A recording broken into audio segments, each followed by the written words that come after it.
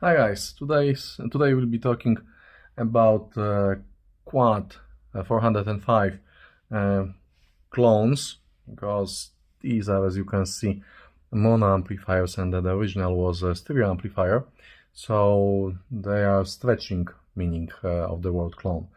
I got them because they had some excellent reviews on AliExpress, and one of the reviews was stating that this is the best sounding amplifier that the guy who bought it had heard in something like 20 years.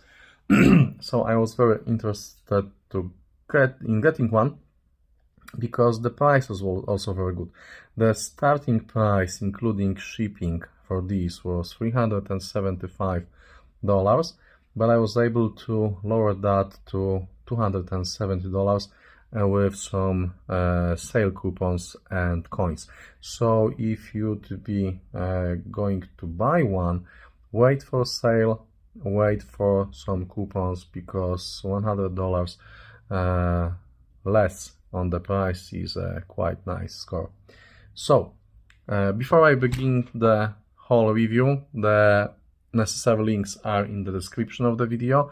You'll also find the information about my full audio setup that I was using during my listening sessions. And let's start. So this clone is based on a heavily reworked Quad 405. The original is stereo amplifier that was released in the 90s. I think it was something like 1995. The original was delivering 100 watts into 8 ohms per channel, and these reworked amplifiers deliver, according to the manufacturer, 75 watts in 8 ohms per channel, meaning per amp, because this is one channel and this is the other channel. Okay, I have no information on THD or signal to noise ratio from the manufacturer.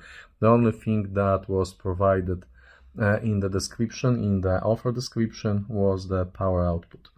The original 405 was definitely warm, and it was love-or-hate thing, as it was lacking a lot of air and sparkle in the highs. But also the bass was described in the reviews as very weak. You can still find and read stereophile reviews on the original and updated versions of Quad 405. So basically this clone is supposedly fixing those problems, as the original 405 design was great base for modifications. So you shouldn't expect this pair to sound as original Quad 405, because the manufacturer explicitly says that these will sound better, meaning also different, that they should not be lacking in highs or bass departments. So let's get to the build quality. Let's move that one away, and before I get to the description of the build, let's take a look at the amplifier that's powered on. As you can see, we have VU meter that's being lit in slightly orange color, something like that, and we have polished ring around here. It actually looks quite nice. At the beginning I was laughing at the font chosen to be here, because take a look at that. That's not exactly Q letter, because Quad would still be brand name. But it looks nice. After a while it looks nice. So let's power that off. Let's pause the video. And we're back. One of the things that you'll notice is for how long the power board keeps the charge in capacitor bank, but we'll talk about that more later. In the front you have a VU meter and logo. On the top of the amplifier we have venting holes, and nothing on the sides, nothing interesting on the bottom. In the back we have power on off rocker with integrated fuse compartment and power socket. we have one set of speaker posts, and we have one RCA input. Because, as I said, that's mono amplifier. As you can see, you can get it in 230 volts version or 115 volts version. Yes, we'll take a look inside in a while, but one thing I don't like about the build is placement for the volume switch. Sorry, not what I'm saying, not the volume switch, but the power switch. It's quite long. This is my hand to have some kind of comparison, meaning that each time you want to turn them on, you have to reach all the way behind the amplifier and switch the rocker. Or you can use some kind of remotely controlled power plugs. I would really prefer to have the volume switches somewhere on the side. I wouldn't exactly maybe place them in a front plate, because it's very clean and it actually looks nice. I like it like that, but I don't like the idea that I have to reach all the way to the bottom in order to switch the first one and then the second one. So let's take a look at the other one. This will be handy. Okay, this one had been opened earlier. As usual, the chassis is very thick and solid. It's like 2.5 millimeters on the top and even more on the sides. But let's take a look inside. Okay, the first thing you'll notice is toroidal transformer. The toroidal transformer is, according to the label here, rated at 100 watts. It seems a little bit small for 100 watts, but I may be wrong. The specified power output is 75 watts per channel. So if this really is 100 watts, then maybe it provides sufficient overhead for 75 watts of the output power. But it's definitely on the smaller side. I don't have anything. Yeah, I have something like pen to compare. It's small. It's rather small. Okay, what can we see inside? The first thing, the thing that was in the comments for my first look video, you were right.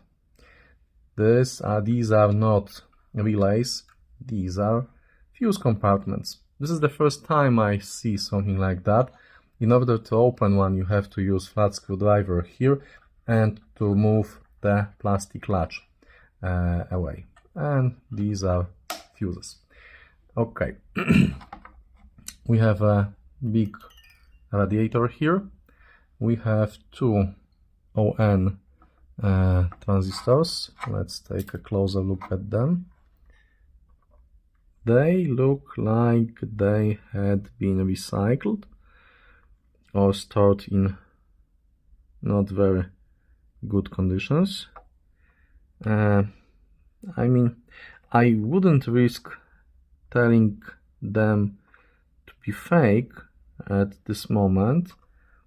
I would rather think they were recycled, because they really look like they've been used in some other equipment earlier. Okay, the board itself. You've seen the board earlier during the first look video. So what's interesting here is that most of the capacitors, basically all of the capacitors on the amplifier board, are of good quality. The smaller ones, like this red one, are ELNA capacitors. Can you see that? No, you can't see that, but it is ELNA. The black ones, this one is Aishi. I don't necessarily know the brand, but this one is Nippon Chemical. We also have an operational amplifier, LM301AN here. I would like to see that placed in a deep 8 socket, so I would be able to easily replace them, because LM301 is not bad operational amplifier, but we are able to get better ones right now. So that's about the amplifier board, and you can also see the marking Quad 405 upgraded version 2019 LJM and email address for Mr. LJM. Yes, as I said, these are coming from do-it-yourself builds that are floating on the web. Okay, and the power board. The power board uses one rectifier, and it's using 4 capacitors made by JCCon. Each one of them is rated for 4,700 microfarads, giving 57,600 microfarads in total per channel. And we have Omron relay here. And the small ones, the small capacitors here, the black ones are Rubicons, and these are Nippon Chemical capacitors. So all in all, I would say that this is quite nice build, especially when you take into account the price that I've paid for that amplifier. It was, as I said earlier, $270 delivered, but that was including coupons and some coins on AliExpress. Yes, and yeah, the VU meter. The VU meter is completely separate unit connected here. So I think I like the build, and the one thing I don't necessarily like is the fact that if you take a look here, you'll see that although the input, RCA input, goes with this separate black cable here, the speaker output cable goes here, and it's connected in the same loom with the transformer outputs. That's not necessarily the good thing, actually it's bad. And I will do that later on.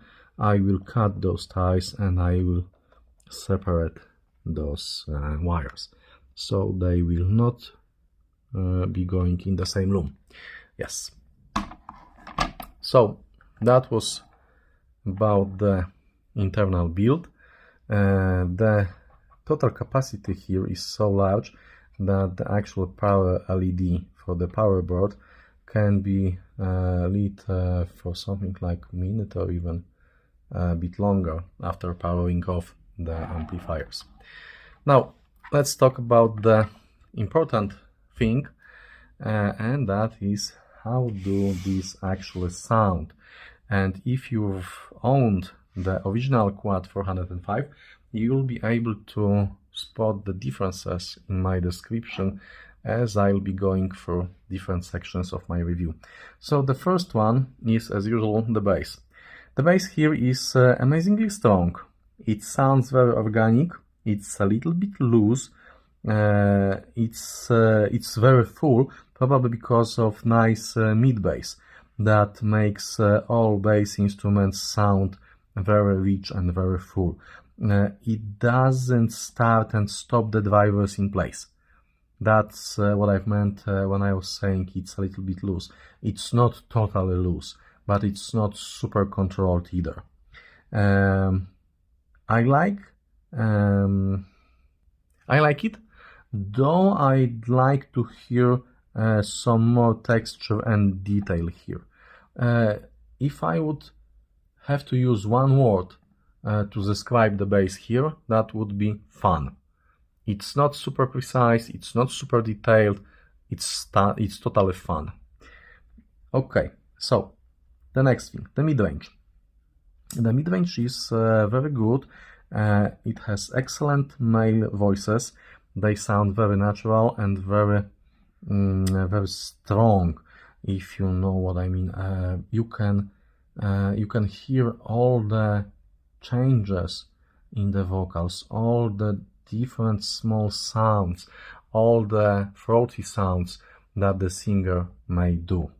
The mid-range has very nice detail and timbre on instruments and again on the voices. Female voices are also superb, but I really liked male voices here. Again, that's probably because of the mid-bass. Male voices are lower, and the mid-bass here probably helps with that. The mid-range has no sibilance and no harshness whatsoever. It's definitely on the warm side, it's musical, it's never fatiguing. Okay, moving on to treble. And you probably remember from the start of the review that the original quad amplifier was criticized for lack of sparkle. Well, the treble here, it's airy and it's clean, but I wouldn't call it full of light. I mean, it's definitely not muddy, it's definitely not subdued, but I wouldn't call it, let's say, electrostats treble, if you know what I mean. But it's perfectly fine. So yes, it was probably fixed with the changes in the design or in the board, because those of you that are watching my reviews regularly, you know that I'm a Martin Logan electrostats guy. So I pay specific attention to the treble, to all the detail, airiness, and richness of the treble. And this amplifier, although, as I said, I wouldn't call it full of light, it doesn't lack anything in that department. And according to all the serious reviews you can still find online, original quad was seriously lacking in treble department. Again, it's not full of light, but there is sense of space.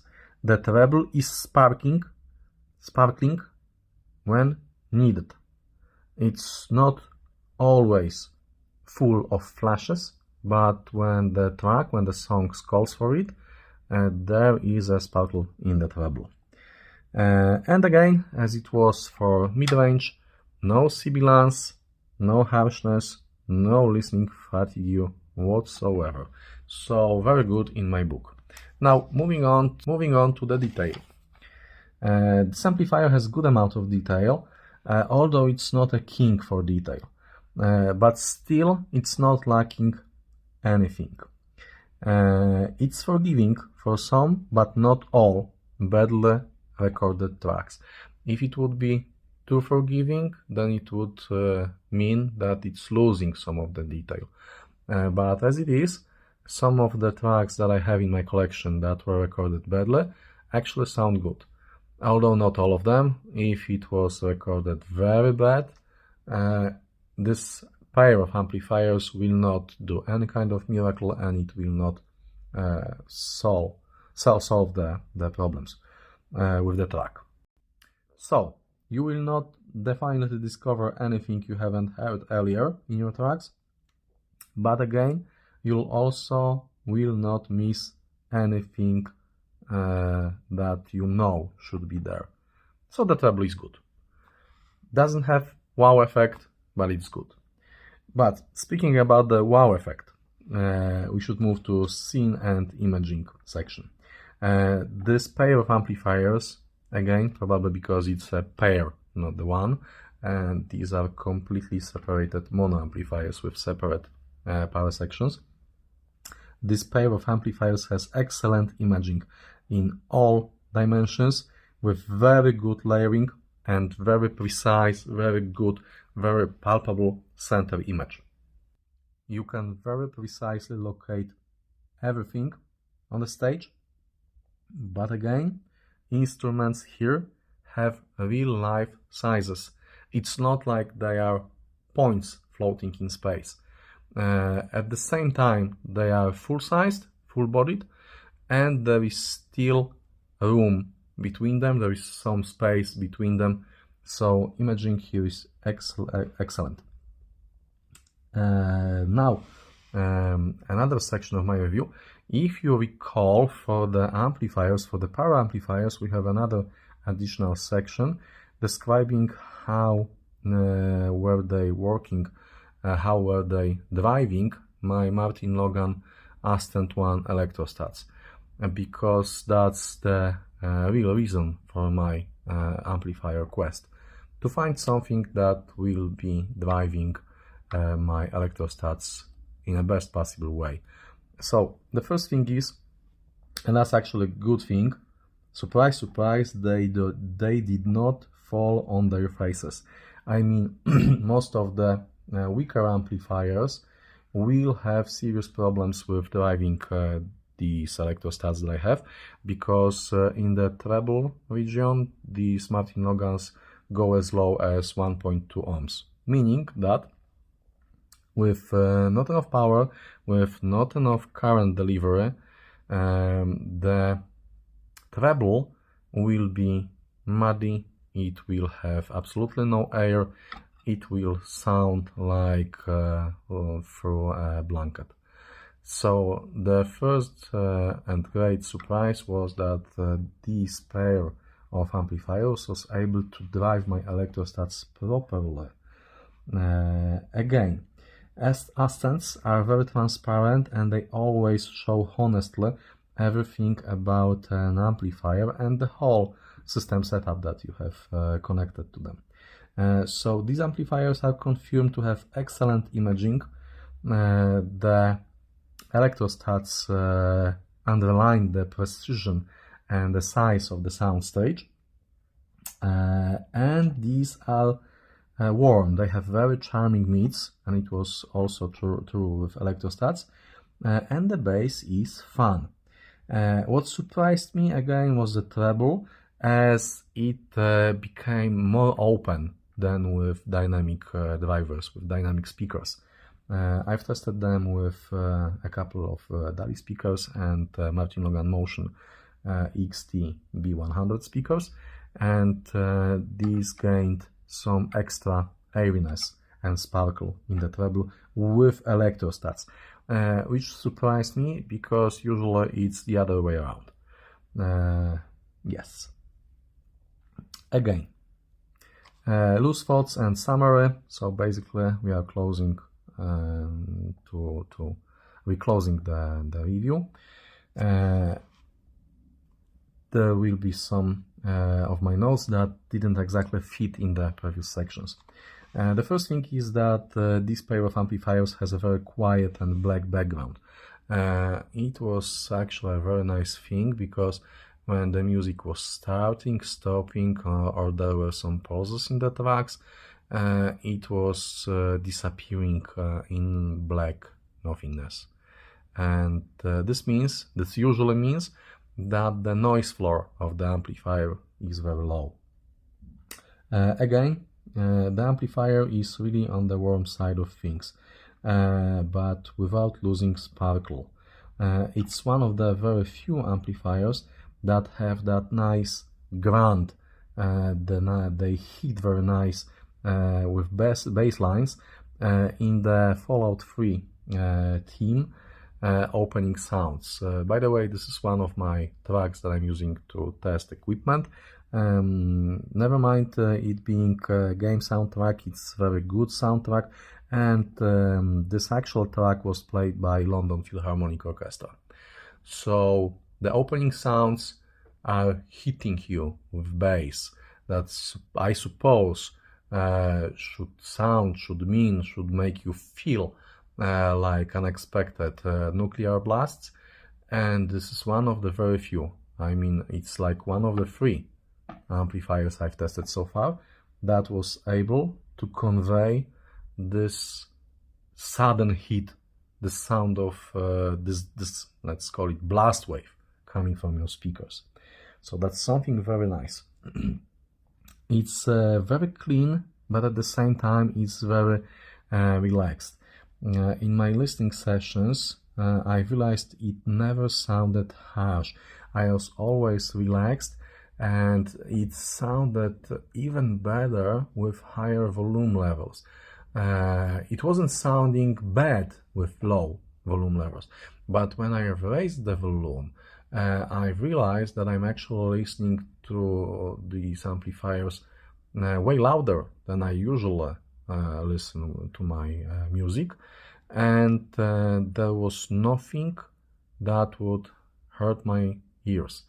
Again, those of you that listen to different types of equipment may know that high total harmonic distortion usually manifests with higher volume levels, with higher output power levels, and THD is something that you will not exactly hear as the distortion, but you will feel that with some specific volume level, the music suddenly stops being pleasant and it makes your ears hurt and you want to lower the volume. So I suppose, I cannot confirm that with any specific numbers, bear that in mind, but I suspect that for the volume levels that I was listening to these amplifiers, they have quite nice low THD, because as I said, I was raising the volume, and at some point it was too loud, because my family started to shout to me that I should lower the volume, but still no listening fatigue, no problems with the sounds. Again, I would say it's more musical than analytical. The warmth here is nice, but it's not overdone. It's not in any way muddy. It's clean, but it's still definitely on the warm side. Again, my electrostats were driven properly, to my surprise, and I could live with that pairing if I wouldn't have any other amplifier to drive my electrostats. I would still be happy with using these quads, which says a lot, because not all of the amplifiers that I've tested so far would be getting into this elite group of amplifiers that I can live with. Okay, so a couple of questions. The first one, does it beat ZeroZone clone? No, it doesn't. Does it beat TPA 5255 mono amplifiers that I reviewed and that I recommend? No, it does not. Also, it's cheaper than both of them. But it is better than Hood. I think it's better than Brewmaster 953 that I've reviewed. I would say it's on par with Musical Fidelity A1, meaning that the highs and mid-range are better on A1, but then again, the bass and fun coming from the bass is better on these two mono amplifiers. Okay, so for the price I've paid for them, I'll be sure to put them on my recommended list. There's a list that I'm posting in my YouTube social feed now and then before each AliExpress sale that I'll hear about, so you can take a look, and if you're going to buy something, you can choose something from that list. And this set of mono amplifiers, because remember there are two of them, yeah, like that, will be definitely getting a place on my recommended list. So again, all important links in the description. Description for the full system setup that I was using during my listening sessions also in the description. If you found this review that I've done here helping you in any way to decide on whether you will be buying or will not be buying this amplifier, you are more than welcome to support my channel by buying me a beer. I am definitely more a beer guy than a vodka or wine guy, so beers are always welcome. Thank you guys. I hope you've enjoyed this video. I'll be trying to catch up with more full review videos in the following days, but still you should expect a few slow videos because as I was doing a poll last year, most of you guys asked for them, specifically asked for them, because I can do them as soon as I will open the package. Okay, so that's it. Thank you and have a great rest of your day. Bye guys.